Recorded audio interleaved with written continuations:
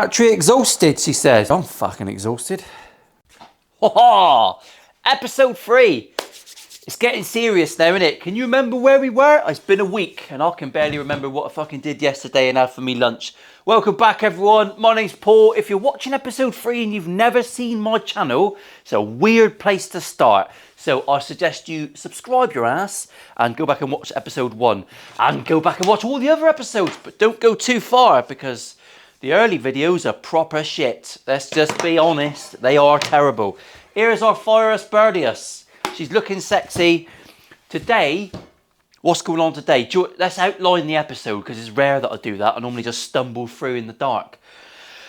We're going to be cutting out cavities. We're going to be cutting out mountain bridge, mountain humbuckers, getting our neck glued on, carving the neck, and basically getting this thing ready to go to finish. I may or may not build it up and strum it with some shit strings to make sure it all works. I'll do that off camera, obviously. Whether I get to do it in a video, I don't know. I like to draw the line at 23 minutes. I like to keep you begging for more. That's how it works in my house.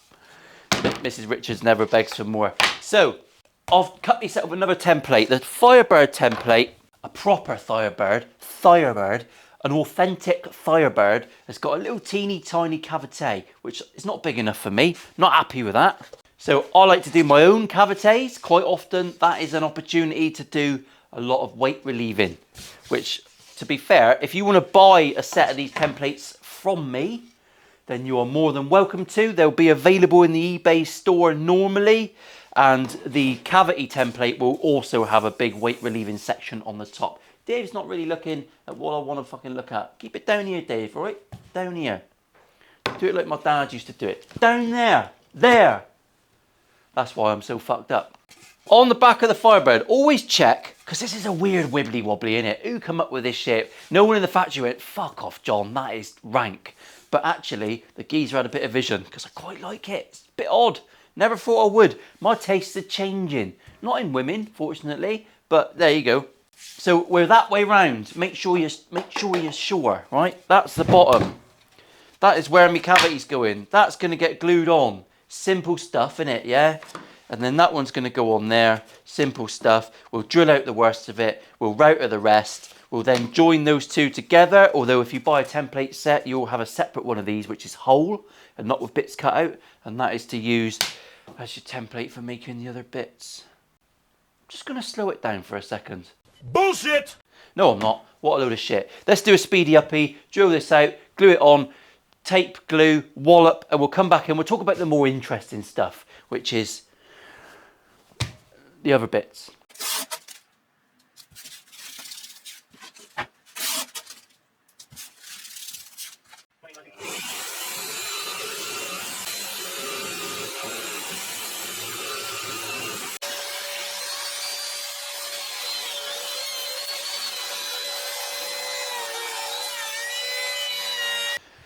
Brief interlude, you'll probably remember that when I cut down the body blank, I saved a load of the walnut, didn't I? Because that's why I buy things at 50mm stock, because you get these handy bits you can cut off for your cavity covers. And that's what I'm going to do now. I'm not going to film it though, we're just going to make it out of this wood. I'm going to make this wood into a shape that fits the shape that I've cut on the guitar.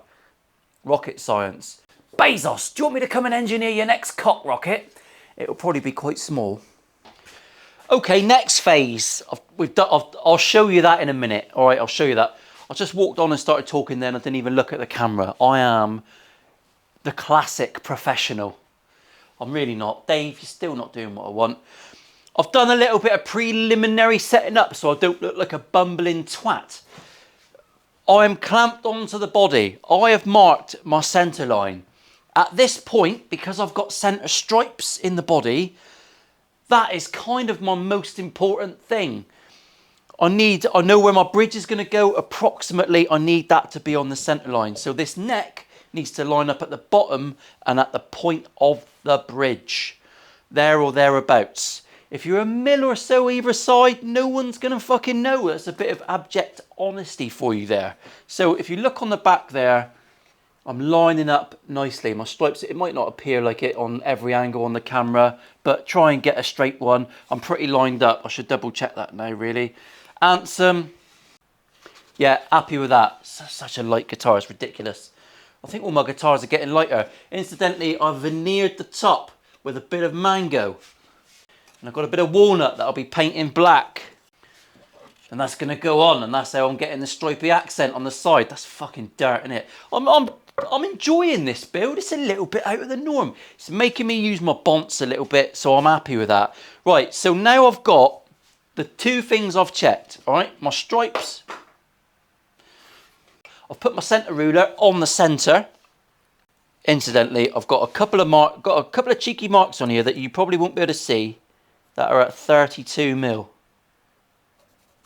I can barely see without my spectacles on. Thank you. And I'm just making sure that I am nice and parallel. And I'm not bad.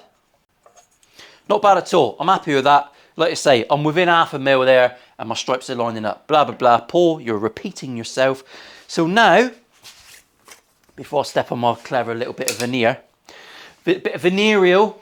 We've all been there. I haven't been there. I haven't. Never had so much as a rash. So now I need to just glue on my guides. Make sure these are nice and straight and lovely. I've said that before 1,000 times. So I'm going to glue these on and basically create a router template. Then I can unbolt this, drill out my neck pocket, leave myself 10mm on the bottom of the body. That's all I need to leave really. I mean, it's quite skinny, this little number in it. But we'll do that. We'll do a bit of a WYSIWYG. And we should be able to just sit the neck into the body. Then I'm going to do some measuring. I'm going to mount my bridge and tailpiece. And then once I've got the bridge and tailpiece mounted, I will cut the angle on my heel. Once we've got that done, whoo, we should be looking like a guitar and ready to glue her up. We'll do a little speedy uppy. Last one, promise.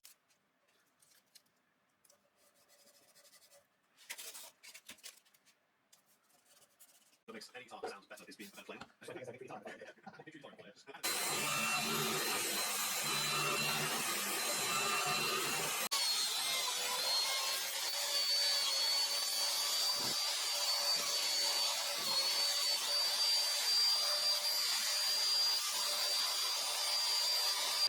So the next stage, I've got to demonstrate my snug pocket because every luthier guitar maker on the internet is judged by the snugness of his pocket. Can you pick the guitar up just with friction alone? Oh, the only thing in my life that is tight is my guitar neck pockets. But yeah, there you go. You get a little idea of what's going on, what it looks like on the bottom. Everything's lining up. That's the most important thing. It's not, you're not going to shit the bed. I was going to say break the bank. You're not going to shit the bed if you're a smidgen out. It's not the end of the world, but we do want it as perfect as we can be. And that one is fucking bang on. Fucking bang on. You can see me cavity now from underneath. Look how sexual that is. I almost made an error earlier on, and I'll take my glasses off and get serious with you. Hang on, let me just make this look harder than it is. Fell out, really. Story of my life. Now, I always route down until I reveal the top cap timber. And normally take a couple of mil because to get switches, pots are fine. Long shaft pots, you get away with leaving quite a thick top cap. But switches come with limited screw size. So you normally have to go a bit thinner to get your switch in so that the lever's not hitting things. Yeah, waffle. So I took the usual amount and I forgot that I took a fucking great step out of the top. So that is actually 2.5 mil. It's a little bit thinner than I would like. It's like a fucking drum skin. So, got this lovely bit of spruce, actually. So I've cut that piece and that is going to glue in there. But I'm going to cut out of here where my switch is. There's my control cavity. I am converting to magnets. I am going to do it. Sorry. There's my control cavity. There's the cover. Incidentally, talking to another guitar builder the other day, I like it when that cover is a little bit lower than the body. Incidentally, I've got another one here that's flush. I could go flush if I want to go flush. I don't want to. I like it to sink underneath. And we've got a little cubby hole to get underneath there to keep your weed in there or your lunch or whatever it is. Here we go. So my pocket's in. Let's have a little talk about what's next because it's getting late. It's 1:57. It's not late. My feet are aching today. No idea why. So there's my neck pocket. It does help to be snug on your neck pocket. We've got to figure out bridge positions. That's easy. You can use your template. Now, if you ever buy a template, and if you get a template from me, obviously I don't like using the template neck pockets because your necks are never going to be exact. And it's nice to do it the way I've just shown you and put a bit of extra tape on so you can router out a snug pocket. Makes a hell of a difference. That being said, these bridge positions could be out, so never just blindly drill them. Widths, maybe. Every bridge is different. Everything is different. So we figure things out individually, all right? Lovely Geica roller bridge set. I like the little cheeky rollers. Cheeky rollers, better than a cheeky rocker. You won't find that on my fret jobs. Oh, tell you what, Phil, you'd be proud of that one, my son. So, here's my bridge position. We'll just measure it out. I've done it already, but I'll show you how I did it. So you measure from your bridge to your 12th fret, which on a Gibson scale length is 313 millimeters, which is an amount of imperialisms. We're going to come back again. 313, I've marked that on there, okay? That 313 is the position, with your screws facing inwards, the position of your hoi, furthest that way as it will go on the bridge. That mark, that 313 is where that roller bridge is. So we have to be careful. And also, don't forget, a Gibson bridge is slanted. You don't have to worry about the angle. It's like 2 or 3 degrees. Just mark another mark 3 mil back on the lowy side. That's it. 3 mil further back. And you should be within the catchment area. I've drawn 2 lines that are parallel with my neck. Because we're going slanty slantersons, I'm basically making sure that the outside of these saddles, are equally spaced within that line. All right, you don't have to get technical. Just get your head right over the top of it. Center your marks. That's where that's going. While it's there, I'm going to triple check because we are fucking idiots. So check again. 12th fret, and that's actually 315. So I'm not happy with that. We're going to move it in a couple of mil. When I say a couple of mil, I'm going to eyeball a couple of mil. And more importantly, I'm going to erase the wrong line. 313. Lovely. That should be spot on for intonation. Maybe a smidgen back. You don't get a lot of adjustment on that style bridge. Not like some wraparounds and Fender bridges where you've got fucking miles of intonation. So that's where that's going. I need to mount that next. I'm going to elongate my lead so it goes down inside. Accurately marking that O.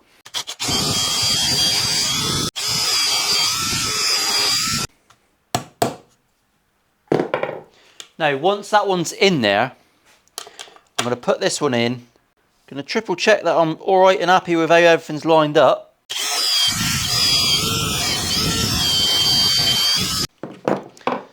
Handsome. That's all I need for now. I'm nicely on my lines.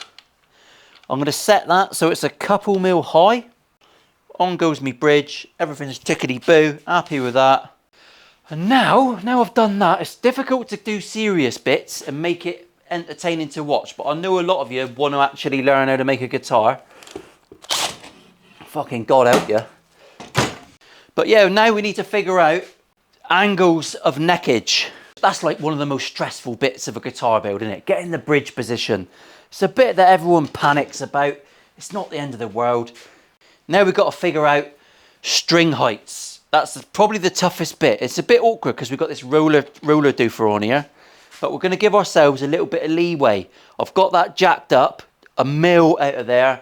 And also I've got the option of sinking that down into the body. And I like doing that sometimes anyway.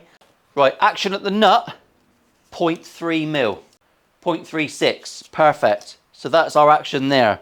Action at the 12th, 1.5 average, 1.75 right up here. Now we can lay that one on. It's a hell of a technical. When you look at your own Gibson guitar at home or your own Epiphone or whatever it is you're playing, you'll notice that you can only normally see the binding and a little bit of the neck above the body. So I know I've got to take that much off. Not all of that, to be fair, but if I take all of that off, I'm going to be way below my bridge. We're going to need a Fender style bridge, which is why you have a neck break angle, which is about 3 degrees. The next step is going to be to get this in a more finished state, ready for final sand. I'm going to mark out the sides of this. We're going to cut this headstock to shape. We're going to go a bit thinner than normal because we've got laminations and all that shit going on top, but we can get pretty damn close. Some people will do parallel necks, all right, that's fine. It does change how it feels. Most traditional guitars will get about 3 or 4 mil thicker as they go up the neck, which incidentally, bit of 4 mil ply. Noggins, I like a 21 mil neck from the top. So from my binding, 20 mil. Let's go as technical as that, shall we? So on my first fret, I'm going to mark 20 mil. That's where my neck's going to start. Now, when I set my route a bit in a minute, it's going to be set to that mark. But what I'm going to do is this one gets fixed to the bottom. I'm going to glue that to the bottom. Now when I run my neck through, it's naturally going to give me 4 mil thicker as I route her up. Simple as that. No measuring involved. All I need is that initial mark. Are you still with me? It's a fucking serious episode. We're making a neck. We're making a neck here. You have to concentrate. There have been many occasions when I have not concentrated. I'm going to have a quick look at these tuners and have a little look at what my tolerances are. So really at the absolute most, my neck wants to be 15 mil. And the tuners are going through that plate. Can you see that? So we'll use this posh little gizmo that I hardly ever get out.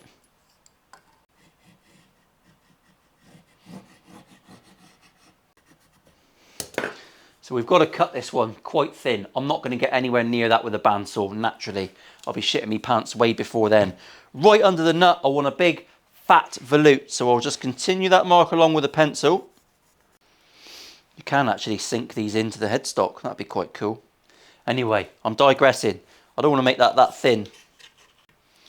I'm also going to leave that little bit on the end there. I'm not going to go all the way because I want that little base for when I'm using my router bit for my neck. I'm fucking waffling, and it's a massive headstock. I'm very unused to such a large headstock to deal with. I'm going to go and have a piss, and then we'll do some neck shaping. Are you ready? Speedy Uppy number 74.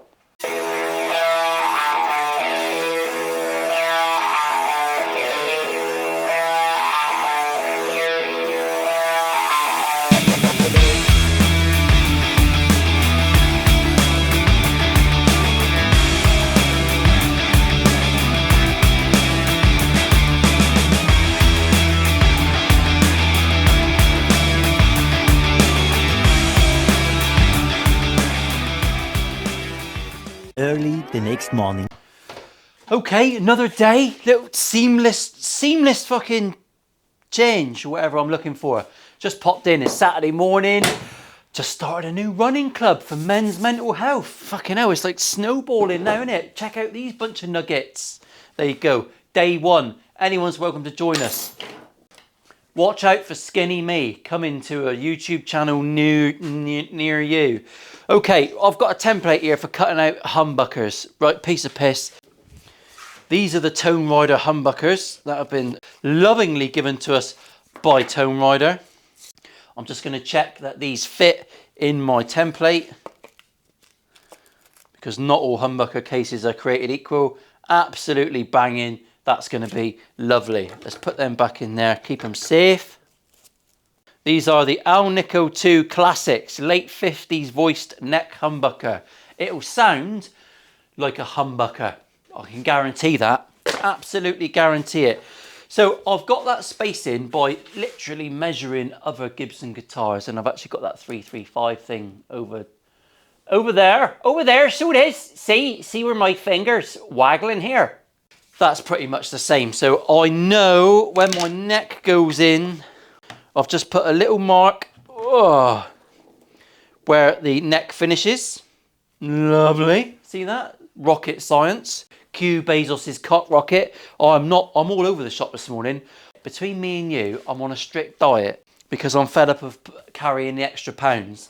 And I had to bail at 8k this morning on a run, which is the first time in a long time because I was fucked. I hit the wall and I was running next to an ultra marathon runner. So I looked a little bit silly. So I've marked where my neck finishes, or where my fretboard finishes, and I'm basically going to line up my template. Let's take these out. The ferrules for your guitar require normally an 11.5mm hole. I haven't got an 11.5 Forstner bit, but I have got an 11.5 metal bit. So I drill down about 3mm with the 12, because this will tear the shit out of anything you drill into wood-wise. But if you go 3mm deep with the wider one, this won't tear out. Little tip for the day. There's a tip. Oh, we're learning. Completely accidental. I never set out to teach. Fuck all. Right, so now I've got that. All I've got to do is line up on that mark there, which hopefully you can see. Otherwise, it's going to be a bit of a shit video. I'm going to make sure I can line up my centre lines. Right there. Ideal. I can get routing. Always 20mm depth for pickups. Once I've done that, I'll drill some quick holes for, I'm still waiting for me magnets. I'll drill some quick holes for cable routing. And once I've done that, we'll get the neck glued in. We've got some new bits on this build. I've got to figure out and do a little bit more work on my volute because she looks a little bit voluptuous. A little bit chunky. I mean, to be fair, you don't finger that part of the volute, but you know, it looks a bit weird from the side. So I'm going to get that looking all spanking and we'll figure out this on the top. Right, I'm going to drill these out. I'm not going to film it. I've just ordered a new pillar drill. Oh, a man one, a grown-up one. I've got some serious dentistry next week, so I'm not filming for a week. And I'm going to make some workshop upgrades. I've got a new grown-up pillar drill coming. I've got a new dust filtration system to fit. And I'm going to start designing my new bench. I'm going to have a nice week with no cameras. I might even do it naked. Let's see how I feel. There's no chance of anything getting caught in machinery. It's not fucking long enough. See you in a sec. Right, I've decided for my own sanity that is enough. It's 11:55, I'm having some lunch. And I want to film a fluff piece. Yes, fluff piece, afternoon. I'm hoping I can film two, because they're two very posh guitars, and they might require a little bit less work. More bullshit, less hands-on. And I always prefer that. Anyway, I'll see you next week. Remember, like, comment and subscribe. Buy a t-shirt if you want to look a proper prick in the high street. It's a wonderful way to support a YouTube channel. Buy the merch. Use their affiliate links. Doesn't cost you any more. Sometimes it costs you a little bit less. But I get a kickback and I can feed my kids. Because believe me, they're needy pricks. See you later. Special wave.